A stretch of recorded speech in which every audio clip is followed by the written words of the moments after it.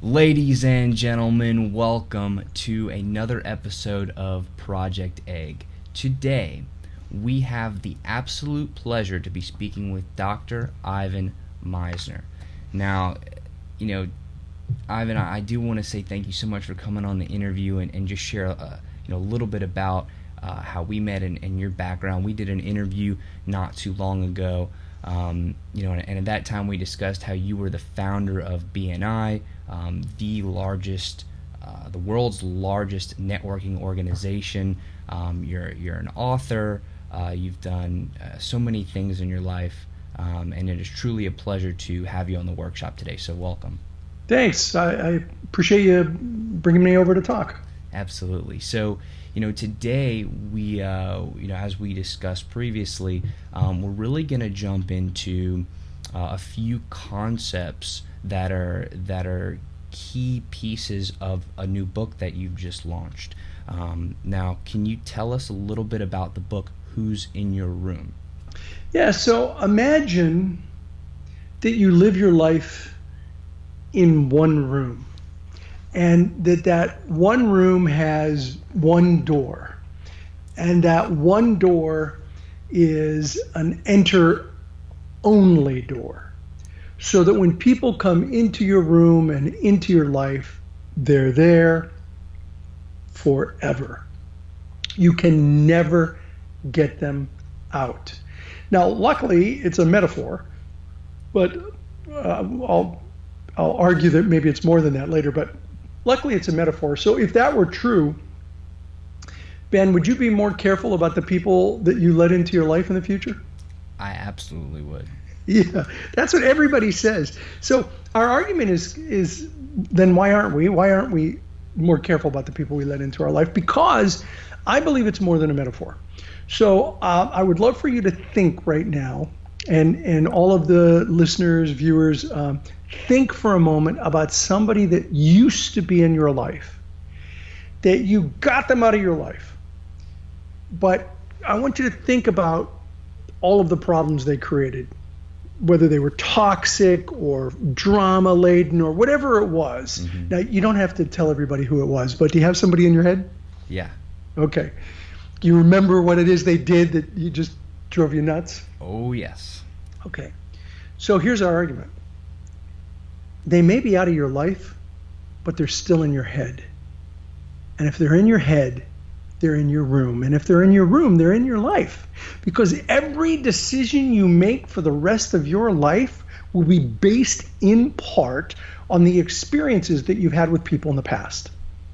Good or bad, they could be either way. But I interviewed Dr. Daniel Amen, who has done a lot of PBS specials. He's a neuroscientist. And one of the things that he said was that your experiences with people, those memories, those people, what they said and did, their fingerprints are all over your brain, that you will remember them forever. And so that's really the premise of the book, is that imagine your life as a room. It's a big room. You got a lot of people. But once those people come into your life, once you allow them close to you, you can never completely get them out of your life. They will be there forever. So we talk about two different things. One, how do you screen better? How do you make sure that in the future, from here forward, you're doing a better job of screening people? And then two, how do you deal with the people that either you let into your life without thinking or knowing or understanding this concept, or you basically inherited them, their family? How do you deal with those? And that's the whole premise of the book. It's a short book. It's only 2 hours long, but we wanted it to be very actionable, step-by-step things to do. So that's the premise. That's extremely powerful. Yeah. And when you think about how important this is, I mean, this impacts every aspect of your life and through your entire life. And yeah. It's such a big concept. I really would like to maybe take a step back for a moment, and maybe you could talk about your involvement in BNI, how you founded it, how you started, and how you got to this point where you are the qualified expert to be talking about this particular subject matter? Yeah, so most of my books are on business or on networking. This is my first self-help book, but it really did come out of my experience in B&I substantially, because the people in your network determine the quality of your network. And I watched as various B&I chapters had really high quality people, and they had a very successful chapter, and then there were other chapters that didn't. And so I observed how important it was to have people that of quality in your network. Now, look, this isn't the concept of surrounding yourself with the right people is not new. Mom taught us that, right? I mean, everybody's mother, has basically said, I don't want you to hang out with that kid. that Johnny kid, he's a bad kid. He's a bad influence. Don't hang out with him. So, Mom got it right. We become the people we hang out with. But this is just kind of a different way of looking at it. And so I started B&I in 1985. We just celebrated our 34th anniversary as a company this month. Wow, congratulations. Yeah, thank you. And we now have 8,836 chapters in 73 countries around the world. It's been an amazing ride. And last year we passed 11 million referrals and generated $14 billion with a B, $14 billion worth of business for our members all around the world. So, clearly I've had a career that's been involved working with people, and I've seen both the good, the bad, and the ugly in that kind of a situation. That is absolutely fantastic. So, again, I just really want to hammer down on some of those numbers that you were speaking about. Yeah. To have over 8,000 groups in 73 different countries, with 11 million referrals and $14 billion in revenue generated. I mean, those are serious numbers. Yes, and, they are. I like to tell people I'm a 20-year overnight success. It took me 20 years to generate that kind of business for people. But that is where we are at. It's an amazing thing. That's incredible. So clearly you are the expert in this field, and we definitely should be listening to what you have to say. Now, I personally have purchased the book, and I love it, and the concepts in there are incredible. One of them being the Doorman Principle. Yeah. Can you speak about what that is and how it works? Yeah, absolutely. What we need is, and we talk about this in the book, we need a methodology to screen people who are trying to gain entry into our room or into our life. And the concept that we came up with was the Doorman Principle.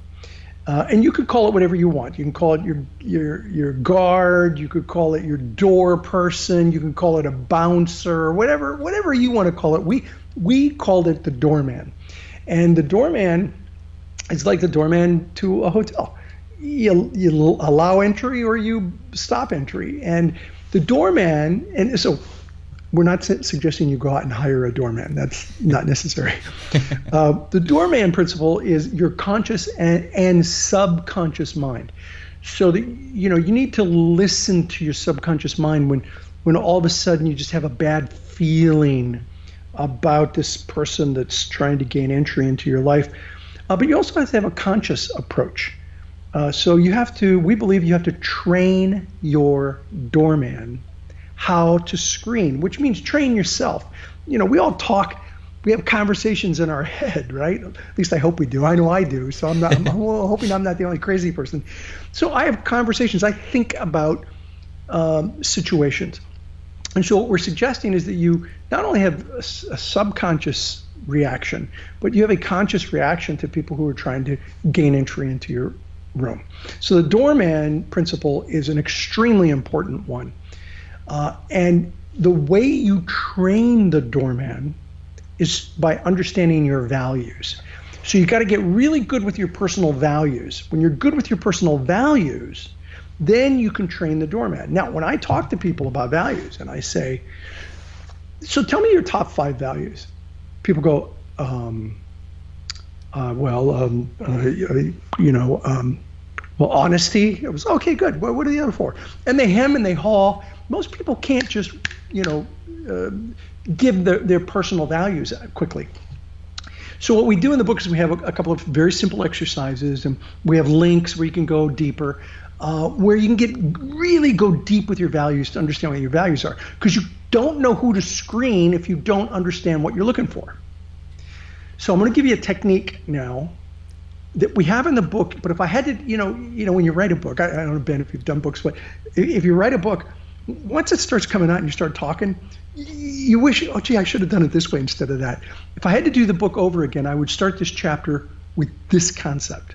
We end the chapter with it, but I would start it with this. Deal breakers. Deal breakers. The way to start thinking about your values is think about the deal breakers. Because in the same way as I say, give me your top 5 values, and people go, yeah, and they start thinking and they can't. If I say to them, what are your deal breakers? What are the things that just drive you nuts and you don't want those people around you? Boom, people are able to respond to that quickly. For me, it was drama. People who just drip drama all the time. We all have drama. I have drama. Most people have drama, but you know who I'm talking about. I'm talking about people that, they thrive in drama. So I started thinking about that. That just drives me crazy. And then I started assessing who is in my room, who is in my life. And I realized there were a lot of people with drama. I surrounded myself with a number of people that had a lot of drama. And it struck me, it was all my fault. I was to blame for allowing these people into my life. And I had reasons why, but I let it happen. And that was the beginning of me really engaging in this concept of the room and the doorman, because I wanted to ban entry into my room with people that were just drama laden. So that's one example. Here's another example. My wife and I, we actually have a couples value, several, but here's one. We only go out with other couples who love and respect each other. So it's a deal breaker to us if we're out with another couple, getting to know them, and we find that they don't treat each other lovingly or don't treat each other respectfully. Now, yeah, listen, I've been married 30 years now, and so there have always been moments when maybe I wasn't as loving or as respectful as I could be. So I'm not talking about the exception. I'm talking about the general rule. And so when we go out with a couple and they're not very loving and not very respectful, we realize that's a couple that we're not going to allow into our room. We may know them, they can stay on the front porch, but they're not going to get close to us. They're not going to become, they're not going to get in. They're not going to get entry. So those are examples of deal breakers. So start with your deal breakers, and then move to, okay, now that I know what I don't want, let me start thinking about what I do want. And in the book, we have a lot of words, like achievement and success and, all kinds of value-laden terms where you can start to figure out what are your values. That's what you train the doorman on, is train them on your values, and then they screen on that. And I love that principle of the doorman, of really being intentional about who you let in for very specific reasons. And there are a few more concepts that I want to move on to, but before we leave this specific principle, one of the questions that I did have was, when you're first starting to implement these principles into your life, does it take time to train your doorman, if you will, or is it a from this day on I will no longer accept XYZ? Well, that's a great question. And by the way, I've been asked a lot of questions by a lot of professional interviewers, and that's probably the best question I've been asked on this book. So, great question. The answer to that is the latter. I think it's the latter. It takes time. It's not immediate. Look, life is a journey, not a destination, right? I'm 62 years old. I'm still learning. So now, ideally, I don't make as many stupid mistakes as I did when I was 22, but I think we're always learning, and one of the reasons for that is we are constantly given new situations to deal with, and in every new situation there are always intervening variables, different people, different scenario, different opportunities, and so we're trying to weigh it all. And so not every experience is identical, and so we're constantly learning with new relationships. And so I think it's a learning experience. And I also would tell people, don't worry about making mistakes. Don't worry about making mistakes. You will. It's inevitable. Make the best decision you can with the information that you have. Learn from that and move forward. And if it didn't work out well, make a different decision next time. But yeah, it's a learning experience. I mean, but here's the thing. I wish I had this book when I was 17. I wish someone had written this book when I was 17, because look, life was good. I mostly made good decisions, but I also made some pretty stupid decisions. And if I'd have had this concept of the room, the doorman, the values, and later in the book we talk about balance and other things, and how do you deal with problem people. If I'd have understood that when I was 17, life would have been a little easier, I think, as I grew more gray hair. I think it's a beautiful concept of being able and almost being willing to make mistakes, because I think we all are going to.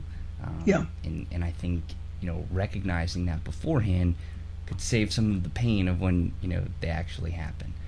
I had a mentor many, many years ago, and I was reasonably new, maybe 5 or 10 years old. And I had a mentor, and I said to him, I'm really concerned about the decisions I've got to make, because if I make a bad decision, I have people who I have people who make a livelihood on this company. If I make a bad decision, I hurt their income. I get it. I know that it'll hurt mine, but it's more than me now. I've got employees. Right. And so I got to make good decisions. And I'm worried about making bad decisions. And he was the one that said to me, okay, so Ivan, look, don't worry about making bad decisions. You will. It's inevitable. It happens. What you have to do is recognize as quickly as possible that was not a good decision, and then rectify it immediately. Start the process of rectifying it immediately. And I think that was good advice. And that advice in a way is in the book. It's like, you are where you are, so now start working on where you are to get to where you want to be. That's awesome. And I think it's extremely powerful. Now, yeah. I did have another question for you. Yeah. Let's say that you have people in your room that got in before you had your doorman either at all or to the point where right. you're letting in the specific people that are going to help you go where you want to go. How do you handle that? How do you handle those people? So I'll give you a couple of very specific techniques, but here's a concept. Somebody may be in your room because you've allowed them in, but their baggage does not have to stay. So they may be in your room, but their baggage has to stay out. Mm-hmm. So I'm going to give you a couple of techniques. One very direct, and then two more subtle. So here's a very direct one, and it's in the book, and my co-author Rick shares it. His mother, when she was alive, he said, he said, look, I love my mom. I loved her, but she was toxic. She was difficult. She said horrible things about people, and she had a lot of baggage. And he said, I called my mother every Sunday afternoon for an hour, and I'd talk to her. And she would she would just go on these rants about people, and I just couldn't take it anymore. And so he basically said, look, Mom, I love you. I want to talk to you. I plan on calling you every week, same time. Um, but when you start talking about people negatively like that, I'm going to end the conversation by saying, it was good talking to you, Mom. I love you a lot. I'll talk to you next week. Goodbye. And I'm going to hang up. He said he had to hang up 3 times on her. Very politely, very nicely, very respectfully. He said after that, the rest of her life, we had weekly conversations, and she never went there again. So there are ways of making sure people know that they're in your room, but their baggage cannot come in with them. It's got to stay out. Now, you can obviously just cut things off and say, I don't want to talk to you anymore. I'm done. But I'm not a big fan of burning bridges. Somebody has to do something really horrible for me to burn bridges. And so I don't usually I've burned a couple of bridges in my lifetime, and I'm happy I did. But I usually don't prefer that. So here are 2 techniques for those of you who want to not burn the bridge. Just, get the person not so up in front in your room. In the book, we call it, my mom used to say to me, when you have problems, take those problems, stick them in a box, and put them on a shelf. Because they'll be there tomorrow. You got to focus on what you got to do now. I thought that was great advice. We decided to do that with the concept of these people. You put these people in a box, stick them on a shelf. We were thinking, we don't say this in the book, we were thinking of doing, putting them in the basement, but that had too much of an arsenic and old lace feel to it. So we were like, yeah, no, maybe we shouldn't do that. So put them on a box, put them on the shelf. How do you get them there? 2 techniques. 1, benign neglect. Benign neglect. Benign neglect is where you just gradually don't stay as connected. Now, benign neglect works when you don't want it to. Think about people that, you're a young man, you may not have people like this yet, but I have people in my life where I lost touch over the years. I just didn't stay connected. I liked them. I wish I was still in touch with them, but I just lost touch over the years. And with Facebook, it's a little easier to stay connected, but still, benign neglect is just where you're not staying connected with people. And it works if you don't want it to. So imagine it with a plan. You have a plan of benign neglect where you gradually just distance yourself from an individual. One of the ways to do that is the second technique, homeopathic doses. Now, a homeopathic dose is the minimal dose necessary to treat some medical ailment. And so you treat them with homeopathic doses. So you only stay connected with them at the minimal level. For example, let's say there's somebody you really don't want active in your room anymore, and they're in a different town, but you're going to be visiting that town. Rather than tell them a month in advance, hey, I'm going to be in town, and you're dreading meeting with them, call them the night before. And say, hey, I'm going to be in town tomorrow. If you're free, I'm available about 1 o'clock, from 1 to 1:30. I'm free if you want to meet. And so you make it a short window and a short period of time so that they can't get upset that you didn't reach out to them. Yet you're not, you don't have to spend 3 hours with them at dinner at night. And so through benign neglect and homeopathic doses, you can accomplish both of those. That's extremely Make sense? Powerful. Yeah, those are incredibly powerful. Yeah, both of those techniques are very, very powerful. So I do have another question that's kind of a follow-up to the whole concept of what we're talking about. Let's say that, as you're getting older and as you're growing and you're expanding, both personally and professionally. Yeah. Like you said, there are going to be times when you don't mean to neglect benignly individuals, right. But it just happens because you can't keep as close contact with that many people. What are your strategies for both deciding who is worth spending and investing that time with and in? And how do you actively do that in your own life? Well, this is where it really, again, comes back to values. You have to really get good with your values. And now there are a lot of people that during my lifetime, maybe my values were a little different as a teenager or even a college student than they are as an adult. And so it really comes down to values. And values change. They really should change. I mean, you'd like to think that all your values are going to remain the same, but the truth is they don't completely.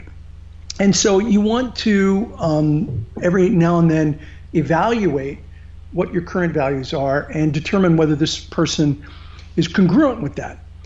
In the book, we talk about resonance and dissonance. So your values don't have to be the same. They just can't be dissonant.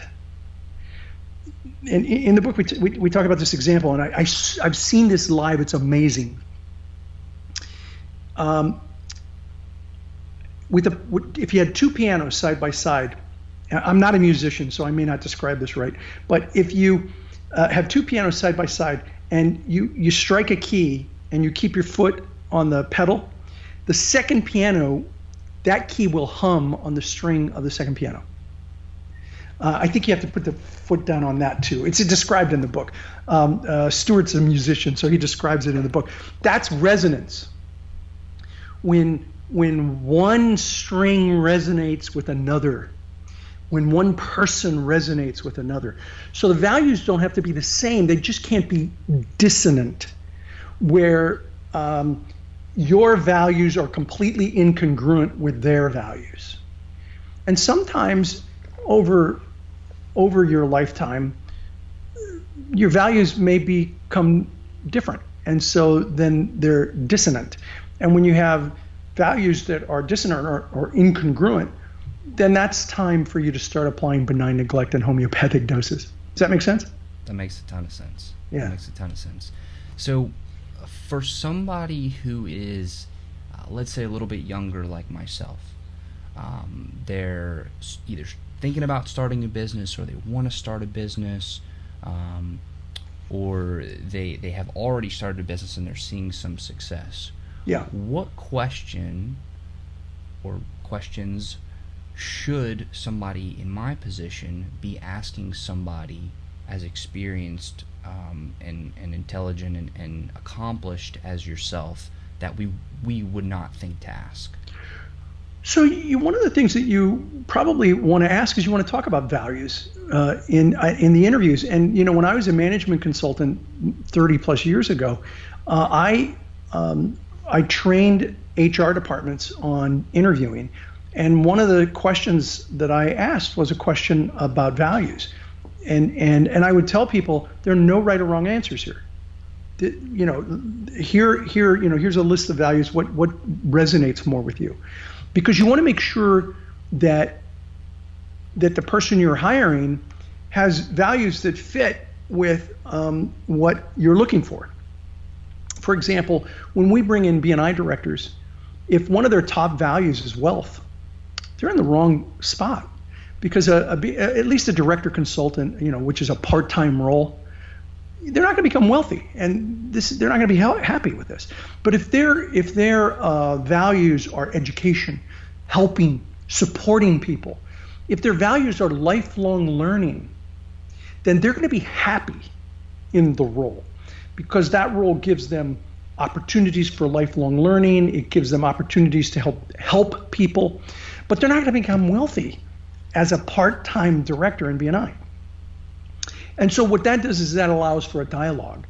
And I would say don't hire or not hire someone because of what it says, but have conversations with people because of those values. And so you say to them, I see one of your values here is wealth, but you're not going to get wealthy in this. So let's talk about that. So at least you can have a dialogue. Sometimes people would say, I put that down. It's probably not really the most important thing to me. I would list it as fifth in my list. Okay, well, that's different. Now you have this dialogue. So it gives you an opportunity to talk. I recommend, and I have no association with this website other than he's a really good friend of mine, Tony Alessandra. He has a great website, and I have a link to it in the book. But if you do a search on Tony Alessandra and do a look for motivators, he has a online instrument that you can take. It's not really a test because there's no right or wrong answers. It's an instrument that measures your motivators, but it's the same as values. These are your values. You'll understand your values. So I highly recommend that people go to Tony Alessandra's motivators profile and take it, and it will tell you a lot about yourself. It'll tell you a lot about yourself. There was a company, it wasn't BNI, I own a couple of other companies, and there was a company where my partners did his instrument, and I did his instrument. And I was by far the wealthiest person in that room with my partners. But wealth was like number 7 for me. And it was like 2 or 3 for them. It was high on their list. And it was really interesting because none of them, they all, wealth was maybe a little more important. And my answer to them was, look, but if you do all the things that make a difference in people's life, you become wealthy. It just connects. So for me, it was never about wealth. It was about service. And so it's very telling. You can learn about the people that you're working with when they take something like that. So for people who are interested in getting a copy of the book or following up, what would be the next steps, and how would they take those steps? I'll tell you that, and then before we wrap up, I'd love to tell you a little about the last chapter because I think it's the most powerful. If you liked it, if you're listening and you liked everything you heard so far, the last chapter is best. So the book is available on Amazon.com. It's available at most bookstores. We have a website, who'sinyourroom.online, not .com, but who'sinyourroom.online, and of course my website, ivanmisner.com. You can I'm always posting stuff about the book up on Ivan Misner, and it's all free content. We're not selling. I mean, we have the book available, a link, but it's all free content that's up there. ivanmisner.com. So do we have time for me to talk about the last chapter? Yeah, please. Okay, so the last chapter is about creating the room of your dreams, creating the room you want. So we start off. I don't know if you've gotten to that chapter yet. Have you gotten that far? Not yet. Okay. I'm looking forward to it. All right. Well, spoiler alert. I'm gonna give you a little spoiler. Would you like the secret to balance in your life? Yes. All right. All the listeners, are they watching as well as, do they have video as well as audio? Yeah, they can either watch or listen to audio. Or listen. So if you're watching or listening, listen up closely. Here's the secret to balance. Forget about balance. You'll never have it. Now, people are always at first surprised. When I say this in a live audience, somebody in the audience always goes, oh, I thought I would get the secret to balance here. So don't get too worried. Don't get too upset. There's good news. I don't believe balance is possible, but I do believe harmony is possible. And it's more than semantics. When we look at balance, we try to measure our life like Lady Liberty with the scales of justice. And our business must be in balance with our personal life and our spirituality and our health, and it's all got to have this perfect balance. And life just ain't like that. Life is messy. And if you're an entrepreneur, it's really messy. And if you have children, it's incredibly messy. And so it's just complicated. So I don't believe balance is possible, but I believe harmony is possible. Even the logo, the graphic for harmony, the yin and the yang, you know how the yin and the yang are? If you separate them, they're out of balance. But harmony is about creating a life that sometimes is out of balance, but is a life that you love. And so there are a number of techniques that we talk about in the book. to create a life of harmony. I'm going to give you two. There's a lot. One of the things with this book is we try to give a lot of actionable stuff. Here's two techniques. This first one sounds simple. It's not. 3 simple words. Be here now. Wherever you all are, be there. Be fully present there. So don't be at work thinking about the time that you didn't spend with the family last night. Don't be at home thinking about the work project that has to be done. Be present. And look, nobody's perfect at this. I wasn't, but I was pretty good. And so I really worked hard at being fully present. I remember when my son, he's 25 now. I remember when he was 17. He and I were sitting in chairs, big screen TV, and we're playing Halo. And he's kicking my butt in Halo. and we were leveling up, and I said to him, hey, buddy, was I around enough for you? And he looked at me, Ben, he looked at me like I was completely crazy. And he said, what?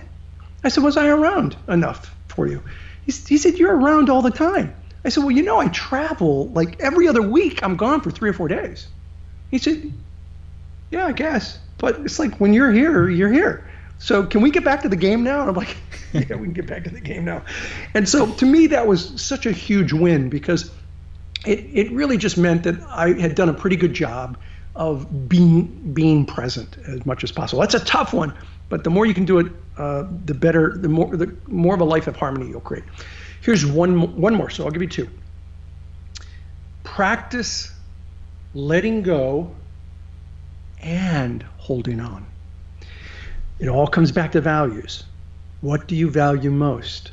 Those things that you don't value most, but other people value, you need to let go because they're not congruent with who you are. Let it go. You can't, contrary to popular belief, you cannot have it all. You can't do it all. I don't care who you are. I've never met anyone that had it all and did it all. I've met gazillionaires who had horrible family lives.